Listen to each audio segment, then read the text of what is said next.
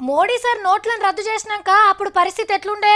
బ్యాంకుల ముంగట కిలోమీటర్ల పొడుగు లైన్లు కట్టినా, పని పాటి ఇడిచిపెట్టి బ్యాంకుకే వచ్చినా, ఇస్తామన్న నోట్ల కంటే తక్కువే ఇచ్చినా, కొందరు ఇళ్లకు డైరెక్ట్ కొత్త నోట్లు పోతున్నాయని తెలిసినా పబ్లిక్ ఎంత ఓపికతోనున్నారు.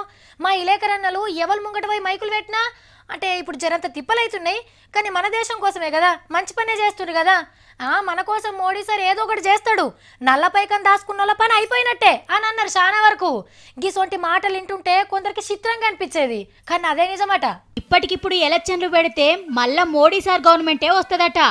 142 మంది ఈళ్ళకే ఓట్లేసి 360 మంది ఎంపీలను మళ్ళా గెలిపిస్తేందుకు తయారుగున్నారట.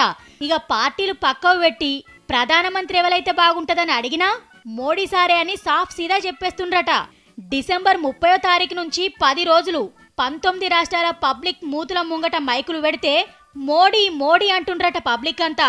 అబ్బా, మా సారు నోటు రద్దు చేసి మంచి పనే చేసిండని పువ్వు గుర్తుల మురుపం చిన్నగా లేదు పోన్రి. ఇంకా గమ్మతు ముచ్చటేందంటే 6 నెలల కింద చేసిన సర్వేల కంటే నోట్లు రద్దు చేసినాక చేసిన సర్వేలనే ఎక్కువ మంది మోడీ సార్ను ఖాయస్ చేస్తుండ్రట. అయితే ది వీక్ అనే పత్రికోళ్ళు ఇంకో సర్వే చేసిండ్రు. మరి ఒక సర్వేలా ఫుల్లు ఇమ్మతి పువ్వు గుర్తులకి అని ఎట్లా తేలింది, ఇంకో సర్వేలా ఏరే తీర్లెట్లొచ్చింది? ఏం సర్వేలో ఏడ చేసిండ్రో, ఏమల్ని అడిగిండ్రో, ఏది నమ్మాలనో ఏది నమ్మొద్దో అర్థం కాకుండా ఉన్నది. గా 5 రాష్ట్రాల ఎలక్షన్ల రిజల్ట్ వస్తే గప్పుడు తెలుస్తుంది ఏ పార్టీ పనితనం ఎట్లున్నదో.